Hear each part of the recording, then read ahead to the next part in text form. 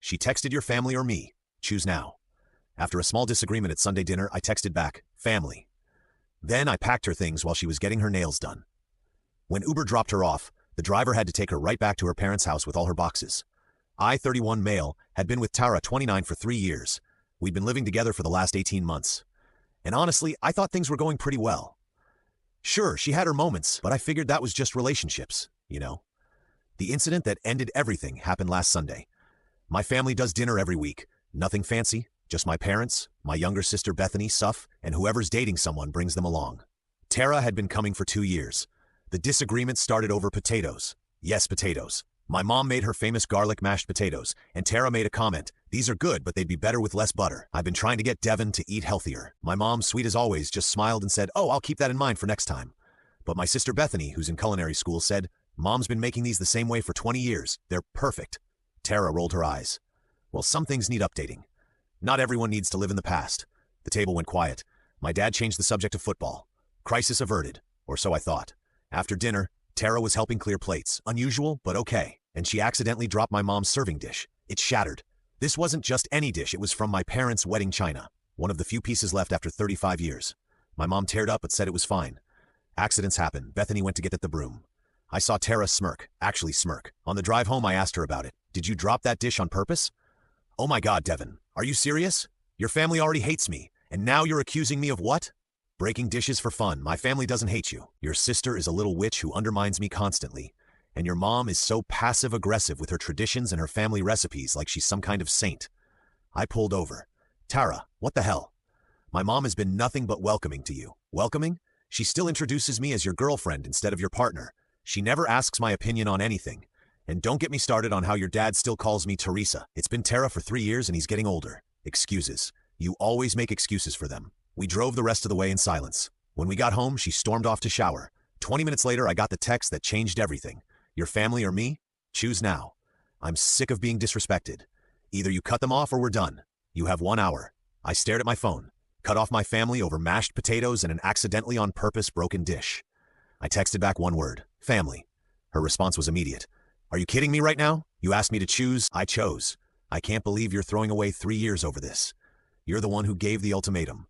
She started typing, stopped, started again. "Then I'm gonna get my nails done. We'll talk when I get back and you've had time to think about what you're losing." Perfect. Her nail appointments took at least 2 hours with her regular girl, sometimes 3 if she got designs. I got to work. Update 1. Alright, so a lot happened after I chose family. While Tara was at the nail salon, I packed everything. And I mean everything. I'm talking about a level of efficiency that would make Marie Kondo proud. I had boxes from my recent work from home equipment upgrade, bubble wrap from Amazon deliveries, and 3 years of suppressed frustration fueling me. Her clothes boxed. Her skincare collection that took over 2 bathroom shelves boxed. Her crafting supplies she used once and abandoned, boxed. The exercise equipment she insisted we needed by the door. Her collection of self-help books about toxic relationships, boxed with a certain sense of irony. I even packed the succulent garden she'd started on the balcony, though I kept the one cactus that was actually mine pre-Tara. The entire process took 90 minutes. I loaded everything into the lobby of our building and gave the doorman a heads up. Then I ordered an Uber XL to arrive exactly when I knew she'd be getting back. I also did something petty but necessary. I changed the apartment's Wi-Fi password. She'd been using my Netflix, Hulu, Disney+, HBO Max, and Prime accounts for 3 years. Time to update those passwords too. At 4:47 p.m., she texted on my way back. "I hope you've come to your senses." I texted back, "Uber's outside, your stuff is in the lobby." My phone immediately exploded. I counted 31 calls in 5 minutes. I didn't answer any of them, but I did watch from my window as the scene unfolded below. The Uber pulled up just as Tara's friend dropped her off. She stood there, fresh manicure gleaming in the afternoon sun, bright pink with little rhinestones, very her, staring at the mountain of boxes. The doorman, bless him, just pointed to me, watching from the window and shrugged. She screamed something I couldn't hear from the 4th floor, but I saw several people stop and stare. The Uber driver got out, looked at the boxes, looked at her, and I could see him pulling up his phone, probably checking if this was the right ride. She called me again. This time I answered, "Devin, what the hell is this?" "Your stuff. You gave me an ultimatum. I chose. Now you need to leave. You can't just kick me out. I live here. Actually, you don't. Lease is in my name. You're a month-to-month guest. I'm ending that arrangement. Where am I supposed to go? Your parents live 20 minutes away. I can't show up there with all my stuff. What will they think? That their daughter gave her boyfriend an ultimatum and lost?" She hung up. I watched as she argued with the Uber driver who was now loading boxes into his SUV. She kept gesturing wildly, her new nails catching the light. Finally, everything was loaded. She got in, but not before flipping off my window. Classy. Update 2. So Tara went nuclear, but not in the way I expected. First, the calls from her parents started. Her mom, Deb, called me crying about how I had abandoned her baby girl on the street like trash. Her dad, Robert, sent me a text saying I was no longer the man he thought I was and that he was disappointed in my lack of maturity. I forwarded them the screenshot of Tara's ultimatum to him text. Radio silence after that. But Tara wasn't done. Oh no, she was just getting started. Day 2. She showed up at my office in the middle of a client presentation. She told reception she was my fiancé. We were never engaged and there was a family emergency. They let her up. She burst into the conference room, tears streaming, mascara running the works. Devin, please, I'm pregnant. Everyone froze. My boss, my clients, my teammates all staring. No, you're not. I said calmly, how can you say that? Because you had your period last week. You complained about cramps for 3 days and made me buy you those specific tampons you like. The room was silent. She switched tactics. I meant I could be pregnant. We've been trying. We've never tried. You've been on birth control the entire relationship, which you remind me about monthly when you pick up your prescription. My boss stood up. Ma'am, I'm going to have to ask you to leave. This isn't over, Devin. Security escorted her out. My boss was surprisingly cool about it. Turns out his ex-wife pulled something similar during their divorce. Day 3. She tried to break into the apartment at 2 a.m. Thing is, I'd installed a Ring doorbell after she left. Should have done it sooner. I have crystal clear footage of her trying to use her old key, realizing it didn't work, then attempting to pick the lock with a bobby pin, like she's in a spy movie. She gave up after 10 minutes and kicked the door, forgetting she was wearing sandals. The hopping and cursing that followed was something. Day 4. She called my sister Bethany, trying to get her on her side. Bethany put her on speaker while I was visiting my parents. Beth, you know how controlling he is. He probably told you a completely different story. Actually, Tara, he showed us your text. The one where you demanded he cut off his entire family. That was taken out of context. What context makes your family or me choose now better? You've always hated me. I didn't actually, but I did notice how you'd criticize everything Mom cooked, how you'd make Devin leave family events early, and how you broke Mom's wedding dish on purpose. I did not. I saw you position it on the edge of the counter. Tara, I have eyes. Click. Day 5. The package arrived at my office, a glitter bomb with a note. Hope this ruins your day like you ruined my life. Joke's on her. I recognized her handwriting on the package and had maintenance open it in the loading dock. They're still finding glitter. Glack, but at least it's not in my office. Day 6. She contacted my ex, Claire, on Instagram. Claire and I ended amicably 5 years ago. She's married now with a kid. Tara tried to convince her to expose me as an abuser. Claire screenshotted everything and sent it to me with crying, laughing emojis. Her exact message, dude, your ex is unhinged. She really thought I'd help her. I told her you were the most boring, stable person I'd ever dated, and that's why we didn't work out. Lao, thanks, Claire. I think update 3. The escalation reached peak insanity. So, remember how Tara's parents went quiet after I sent them the ultimatum text? Well, they'd been planning. Robert, her dad, owns a small construction company. Guess who started getting 1-star reviews, claiming I'd hired them and they'd done terrible work? The reviews were obviously fake. They mentioned projects in cities I've never been to, but it was still a hassle for him to deal with Yelp. Then Deb, her mom, started a rumor in their neighborhood that I'd been cheating on Tara with multiple women and that's why she had to leave. How do I know? Because Mrs. the Tell, who lives next door to them and whose son I went to high school with, reached out to ask if I was okay. But the peak crazy came when Tara decided to throw herself a freedom party. She rented out a bar downtown, invited everyone we knew, and made it a whole thing. The Facebook event description read, "Celebrating my liberation from toxic relationships and choosing myself for once." My buddy Kyle went for reconnaissance purposes, and Liv texted me the whole thing. Dude, she has a PowerPoint. She's showing texts, but they're edited to make you look bad. She just said, you have commitment issues because your dad never hugged you enough. Your parents are mentioned a lot. Wait, now she's crying. Now she's taking shots. Now she's crying again. She just told everyone you have a small dick. Some girl just asked why she stayed for 3 years. Then Tara left the stage. The kicker, she'd been telling everyone I was abusive and controlling, but then someone asked why all her Instagram photos from our relationship showed her happy and traveling and doing whatever she wanted. Her response, I was hiding my pain. Someone else asked why she was still trying to get back into my apartment if I was so terrible. She apparently screamed, "You don't understand trauma," and stormed out of her own party.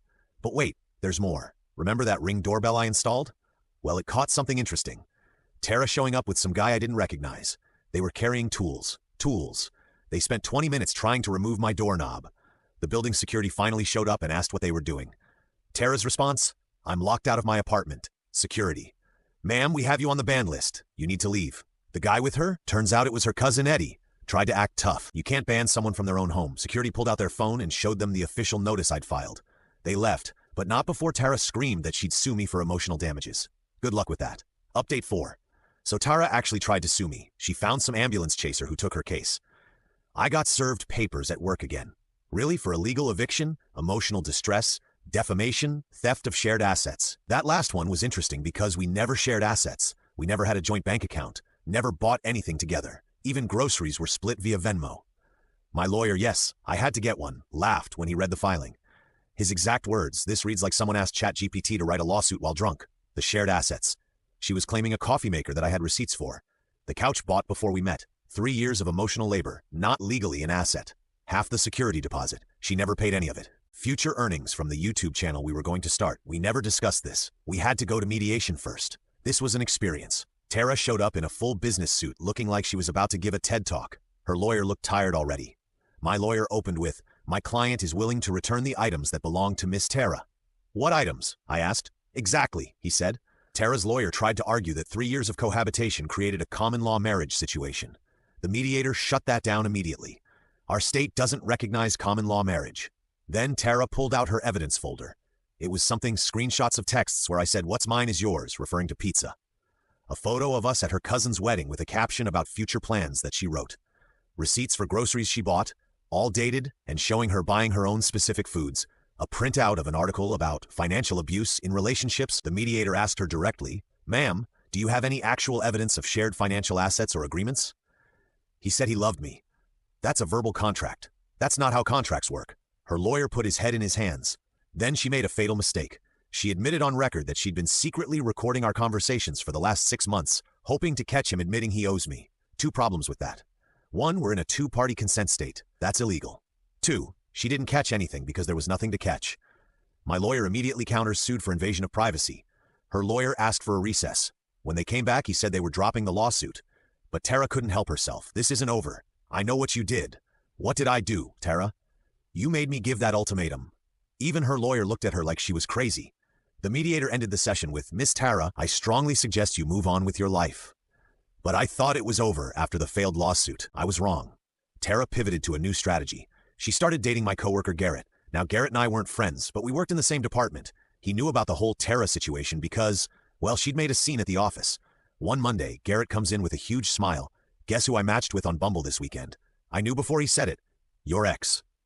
Small world, right? "She seems really cool. We're getting drinks tonight." I just said good luck with that. By Wednesday, Garrett looked stressed. By Friday, he came to my desk. "Dude, is Tara okay?" "What do you mean?" "She spent our entire first date talking about you. Like entire date. 3 hours of how you ruined her life. How your family destroyed her self-esteem. How you're probably dating someone new already." "Am I?" "That's what I said." And she got mad at me for not knowing. Then she asked if you ever talk about her at work. "Never." That made her madder. She threw a drink at me. "Water." "Margarita, yikes, yeah." Then she asked if I could get into your office computer to check your emails. She what? I left. Blocked her number. But dude, she's now messaging me on LinkedIn. LinkedIn, he showed me the messages. They were unhinged. She was offering him insider information about my weaknesses if he'd date her and bring her to the office holiday party. We took it to HR. They added her to the building security ban list and sent her a cease and desist letter. But then came the plot twist. Tara's best friend Luna reached out to me. She wanted to meet for coffee. I was suspicious but curious. Luna looked exhausted. "I need to apologize and also warn you." Okay, Tyra's been spiraling, like really spiraling. She quit her job because she said she needed to focus on destroying you. She's living with her parents and spending all day planning things. What kind of things? She hired a private investigator to follow you. What? Yeah, but here's the funny part. The PI refunded her money after 3 days because you're too boring to investigate. His words. You just go to work, the gym, and your parents' house.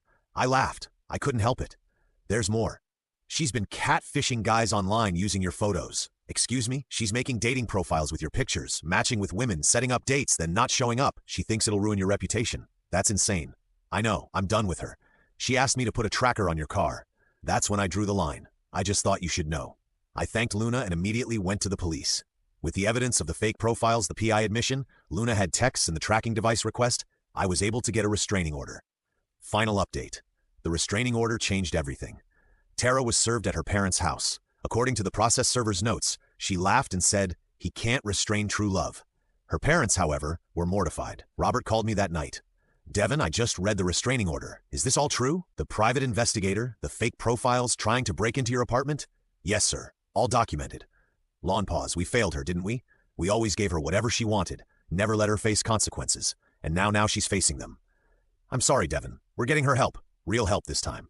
I appreciated that, but it didn't stop Tara's final meltdown. Since she couldn't contact me directly, she did the next best thing. She wrote a 47-page manifesto about our relationship and posted it on every platform she could find. Facebook, Instagram, Twitter, TikTok as a 10-part series, even LinkedIn. It was called The Devin Files: A Toxic Love Story and included our first date, wildly misremembered, every fight we'd ever had with creative editing, psychological analysis of my attachment issues, a detailed breakdown of why my family was a cult, screenshots of conversations taken out of context, her diagnosis of my various mental health issues. She has no psychology background, a conspiracy theory that I'd been planning to leave her from day one. Reviews of restaurants we'd been to together, somehow also my fault. They weren't good. The internet's response was not what she expected. The comments were brutal. Girl, this is why he left you. 47 pages. Touch grass. Team Devin. Imagine telling on yourself like this. Ma'am, this is a Wendy's, my personal favorite. I've never met Devin, but I'd choose his family too. Someone found this Reddit thread and linked it in her comments. She lost it. The meltdown tweets were legendary before her account got suspended for harassment.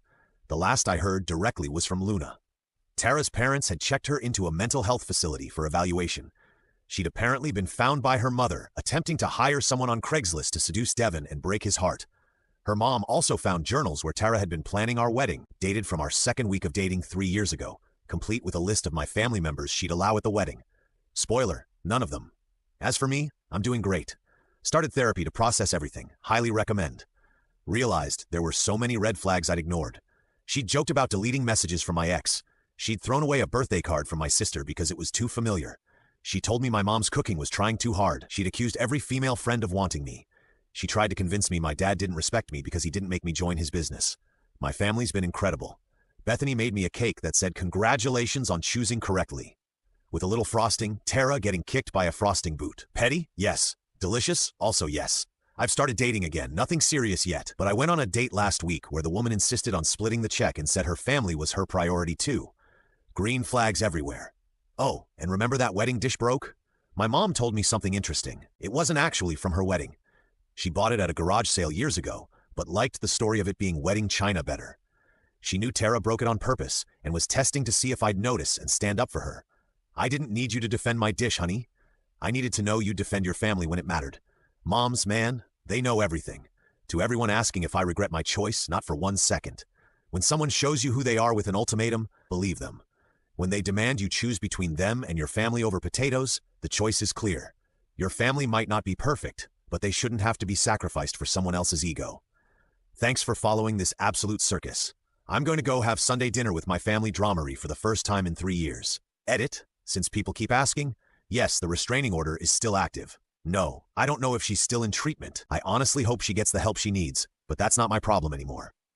Edit 2, for those saying I should have seen the red flags sooner, you're right. That's why I'm in therapy. Love shouldn't make you blind, it should make you see clearer. Edit 3. My mom's making the garlic mashed potatoes for dinner tonight. It wasn't actually from her wedding. She bought it at a garage sale years ago, but liked the story of it being wedding china better. She knew Tara broke it on purpose and was testing to see if I'd notice and stand up for her.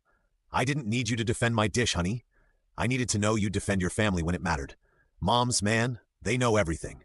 To everyone asking if I regret my choice, not for 1 second. When someone shows you who they are with an ultimatum, believe them. When they demand you choose between them and your family over potatoes, the choice is clear. Your family might not be perfect, but they shouldn't have to be sacrificed for someone else's ego. Thanks for following this absolute circus. I'm going to go have Sunday dinner with my family dramery for the first time in 3 years. Edit, since people keep asking, yes, the restraining order is still active. No, I don't know if she's still in treatment.